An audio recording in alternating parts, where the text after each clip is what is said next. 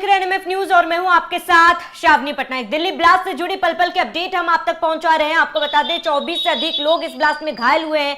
8 लोगों की मौत की पुष्टि हुई है और पूरी दिल्ली फिलहाल हाई अलर्ट पर है। हमारे बीच वहां के चश्मदीद आर्यन जुड़े हुए हैं। आर्यन, फिलहाल वहां पर क्या स्थिति है और जिस दौरान ब्लास्ट हुआ उस दौरान क्या कुछ तस्वीरें थी, क्या कुछ जानकारी? स्वामी जी, मैं जब वहां पे था गौरी शंकर मंदिर के पास, लगभग जब ब्लास्ट हुआ था वहां से 100 मीटर की दूरी पे था। मैं अपनी वीडियो रिकॉर्ड कर रहा था। उस समय एकदम से एक ब्लास्ट होता है। लगभग आप मानिए कि जो ब्लास्ट का जो धुआं था वो लगभग 1 से 2 मंजिल की ऊंचाई तक का वो धुआं था जो देखा। उसके बाद इंसानी शरीर के जो टुकड़े थे वो कई दूर तक 100-150 मीटर गौरी शंकर मंदिर के सामने तक आके गिरे हैं। और वहां पे जब ब्लास्ट हुआ तो कई लोग ये कह रहे थे कि सिलेंडर फटा है, लेकिन जिस तरह का ब्लास्ट था वो सिलेंडर जैसा नहीं लग रहा था। उसके बाद जब जब मैंने पास में जाके देखा वहां पे, तो वहां पे कई गाड़ियां ऐसी थी जो पूरी तरह से चकनाचूर हो चुकी थी। कहें तो पूरा गाड़ियों के तक चिथड़े उड़ चुके थे।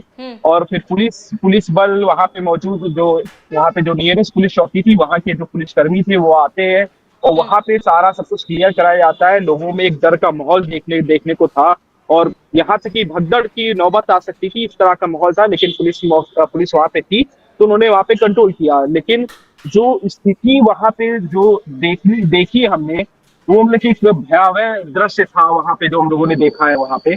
और आप समझिए 150 मीटर की दूरी पे मैं था, वहां पे इतना तेज ब्लास्ट हुआ था कि हम लोग जब वीडियो रिकॉर्ड कर रहे थे वहां पे हम लोग एकदम थर्रा गए थे। इस तरह से कह सकते हैं कि पूरा डर का माहौल, पूरी बॉडी कांपने वाला ऐसा स्थिति हो गई थी वहां पे। आर्यन, क्या ये मल्टीपल ब्लास्टिंग थी? क्योंकि कहा जा रहा है कि जिस इको वैन में ब्लास्ट हुआ था उसमें भारी मात्रा में विस्फोटक भी थे, तो कहा जा रहा था कि मल्टीपल ब्लास्टिंग भी है। इस बात में कोई सच्चाई है या फिर एक ही गाड़ी में ब्लास्ट हुआ था?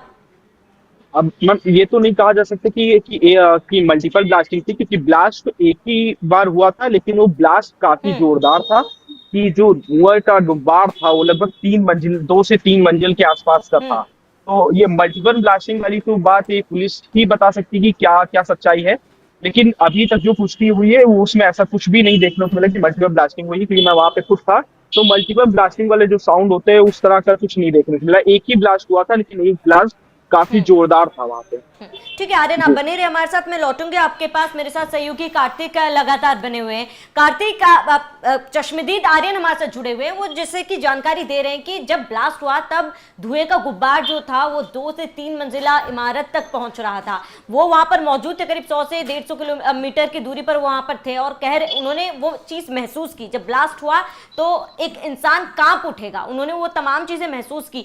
तो आप ये कहना जल्दबाजी होगा क्योंकि ऑफिशियल स्टेटमेंट आया नहीं है कार्तिक, लेकिन जिस इंटेंसिटी के साथ ब्लास्ट हुआ है, क्या ये महज सीएनजी ब्लास्ट है या फिर कोई आम ब्लास्ट तो लग नहीं रहा? देखिए, जब तक कोई ऑफिशियल जानकारी इस बारे में नहीं आती है, एनएसजी एनआईए की टीमें वहां पर पहुंची है, पुलिस प्रशासन की टीमें वहां पर पहुंची हुई हैं, अधिकारी वहां पर पुलिस के पहुंचे हुए हैं और अधिकारी अभी भी कुछ भी शुरुआती जो जांच हुई होगी वहां क्या कुछ मिला है उसमें भी कुछ भी कहने से बच रही। जो आंकड़ा आपने मौतों का 8 बताया था वो बढ़कर अब 9 पहुंच चुका है और लगभग 2 दर्जन से ज्यादा लोग इसमें घायल। देखिए, जो आपने सही कहा, जो इस हमले की इंटेंसिटी थी वो वाकई में बहुत ज्यादा हाई थी। 2-3 मंजिला से भी ज्यादा वहां धुएं का गुबार। एक चश्मदीद को मैं सुन रहा था, उसने कहा कि एक तरीके से एक वक्त पर पूरा जो उस वहां का आसपास का जो इलाका था, जो आसमान था, वो लाल हो गया था। खास बात यह कि भीड़ भाड़ वाला ये इलाका था, बहुत ज्यादा भीड़ भाड़ यहां रहती थी और जो सबसे नजदीकी लोग थे वो या तो अस्पताल में भर्ती हैं या फिर वो अब इस दुनिया में हमारे बीच नहीं रहे हैं। तो बहुत साफ तौर पर अचानक एकदम क्या हुआ वो कहना अभी मुश्किल है। टीमें वहां पर पहुंची हुई हैं, जांच चल रही है। देखिए, जो जिस मेट्रो स्टेशन के पास ये धमाका हुआ, वहां से मेट्रो स्टेशन का जो गेट था, गेट नंबर 1, वो महज 50 मीटर की दूरी पर था। लाल किले की अगर दूरी की बात करें तो यहां से महज 500 मीटर की दूरी पर लाल किला था। और आज ही जो खबरें आई थी फरीदाबाद से, लगभग 2900 किलो से ज्यादा जो विस्फोटक बनाने की सामग्री मिली थी, वहां से बैटरियां, सर्किट और बहुत सारी तमाम चीजें जो मिली थी, वो कहीं ना कहीं ये दोनों घटनाओं का तार अभी जुड़ेगा या जुड़ रहा है, तो कहना अभी जल्दबाजी होगा जब तक पुलिस प्रशासन की तरफ से कोई बयान नहीं आता है। लेकिन खास बात इसमें यह है कि जिस वक्त आपको याद है 22 अप्रैल का पहलगाम हमला हुआ था, तो शुरुआत में सिर्फ ये पता चला था दोपहर के वक्त के हमला हुआ था। लेकिन जैसे जैसे वक्त बीतता गया, घटना बड़ी होती गई, शाम तक पता चला कि गृह मंत्री अमित शाह जम्मू कश्मीर जा रहे हैं। ठीक वैसे ही अब ये 6:55 पर यहां पर धमाका हुआ था। उसके बाद टीमों का यहां पहुंचना लगातार जारी है और गृह मंत्री अमित शाह ने खुद इस मामले की फोन पर जानकारी ली है। क्या कुछ जो भी कुछ हुआ वो जानकारी ली है। और साथ में बड़ी बात यह है कि आपातकालीन बैठक भी गृह मंत्री अमित शाह के द्वारा बुलाई गई है। तो ये कहना कि ये सिर्फ सीएनजी का ब्लास्ट था, जल्दबाजी होगा, ये कहना कि इसमें किसी आतंकी गतिविधि का हाथ हो सकता है, मल्टीपल ब्लास्टिंग है, वो भी जल्दबाजी होगा। तो अभी रुकिए, प्रारंभिक जांच में क्या कुछ सामने आता है उसका इंतजार करिए। इंतजार करना पड़ेगा ऑफिशियल स्टेटमेंट या फिर दिल्ली पुलिस की तरफ से कोई स्टेटमेंट सामने आता है कि नहीं। आप आर्यन, मैं आपका रुख करूंगी। आर्यन, जिस दौरान ये ब्लास्ट हुआ है पीक टाइम था, उस दौरान लोग वहां पर आमतौर पर घूमने आते हैं और हाई सिक्योर्ड जोन है लाल किला। उस दौरान उस वक्त अमूमन अगर आपको आइडिया कितने लोग वहां पर मौजूद थे, उस समय क्या स्थिति रही है? मैम देखिए, चांदनी चौक बेसिकली भीड़ वाला इलाका है, बहुत सेंसिटिव इलाका है और मार्केट की वजह से इस समय ज्यादा चहल पहल थी, कल भी थी और आज भी थी चहल पहल। और जब ये ब्लास्ट हुआ है लगभग 6:55 और 7 बजे के बीच में, उस समय आप समझिए उस समय इतनी भीड़ थी कि मतलब कि पैर रखने की जगह नहीं थी चांदनी चौक पे। जहाँ पे हम लोग रिकॉर्ड कर रहे थे वीडियोस, वहां पे भी काफी अच्छी खासी भीड़ थी। और जो जहाँ पे ब्लास्ट हुआ है बेसिकली वहां पे भी जो रोड थी वो भी रोड पे जाम लगा हुआ था बेसिकली। और अगर बात करें तो उसमें से एक मैंने वीडियो भी बनाई थी वहां पे, एक शायद वहीं पे लोग रुके हुए थे जहाँ पे ब्लास्ट हुआ था। तो जब ब्लास्ट हुआ तो उनका पैर टूट गया है, प्रॉपर एक वीडियो है उसमें, अगर आप देखें उसमें। तो इस तरह का इंटेंसिव मतलब क्या भयंकर धमाका था ये।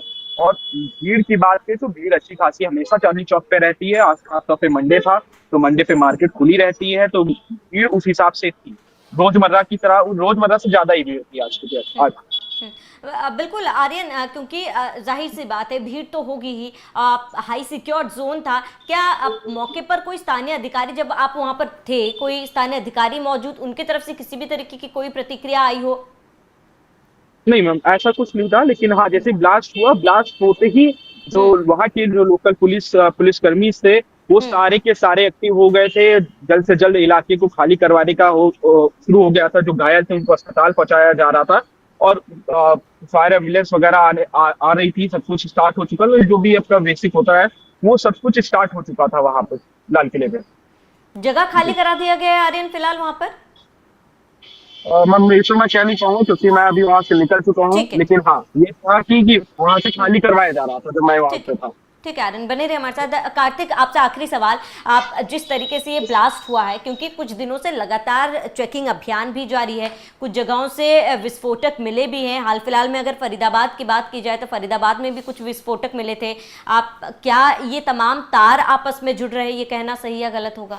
देखिए, वही मैंने कहा कि अभी बहुत ज्यादा जल्दबाजी होगा, लेकिन देखिए पिछले 15 दिन से ये जांच जम्मू कश्मीर में जारी है। जिस बात का खुलासा आज फरीदाबाद में हुआ है, जो फरीदाबाद के स्पोर्ट पर जब पुलिस पहुंची और वहां से जो 360 किलोग्राम का विस्फोटक सामग्री मिला और जो डॉक्टर मिला उसके लॉकर से AK-47 मिला, तो कुछ बहुत बड़ा तो प्लान चल रहा है। देखिए, हाफिज सईद भी बांग्लादेश के रास्ते बांग्लादेश में लॉन्च पैड बना रहा है। ये भी खबरें हैं कि पाकिस्तान का युद्धपोत पहुंचा है बांग्लादेश में, बहुत बड़ा कुछ करने की प्लानिंग। ऑपरेशन सिंदूर में जिस तरीके से तमाम आतंकियों के ढेर होने की खबर मिली थी, ये ढेर हुए थे, उसके बाद से पाकिस्तान जरूर, देखिए पाकिस्तान के आतंकवादी संगठन चुप तो बैठने वाले नहीं है।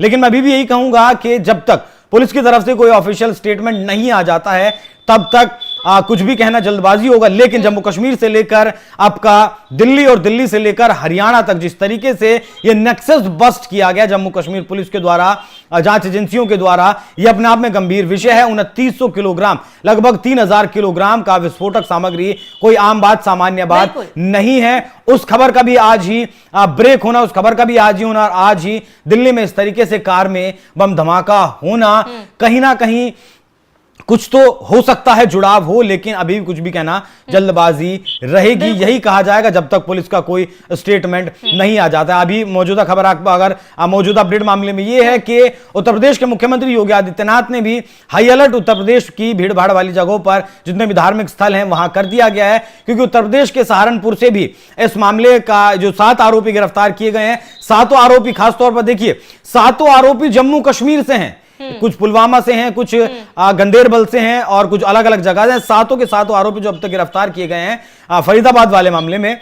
वो जम्मू कश्मीर से ताल्लुक रखते हैं, जम्मू कश्मीर के रहने वाले हैं। उत्तर प्रदेश से भी एक आरोपी को गिरफ्तार किया गया है, वो भी जम्मू कश्मीर का ही है। बाकी महाराष्ट्र के मुंबई में भी पूरी तरीके से हाई अलर्ट जारी कर दिया गया है। गृह मंत्री का आपात बैठक बुलाना, एनआईए या फिर जांच एजेंसियों से बात करना, दिल्ली पुलिस से बात करना, मौके की जानकारी लेना, वो दिखाता है कि मामला कुछ बड़ा है। बाकी कितना बड़ा है वो आने वाले वक्त में जो भी कुछ अपडेट होगी वो दर्शकों को जरूर बताएं। बिल्कुल कार्तिक, अब इंतजार करना है हमें दिल्ली पुलिस की तरफ से या फिर किसी भी ऑफिशियल्स की तरफ से स्टेटमेंट के लिए। फिलहाल आर्यन, आपका जुड़ने के लिए बहुत बहुत शुक्रिया। आप सभी दर्शकों से भी यही अपील है कि आप किसी भी भ्रामक खबरों पर ना जाए, गुमराह ना हो, अफवाहों को ना सुने और खुद जागरूक रहे, आसपास के इलाकों में भी जागरूकता फैलाए, अलर्ट रहे और दिल्ली ब्लास्ट से जुड़े तमाम पल पल के अपडेट हम इसी तरह आप तक पहुंचाते रहेंगे। आप बने रहिए एनएमएफ न्यूज के साथ।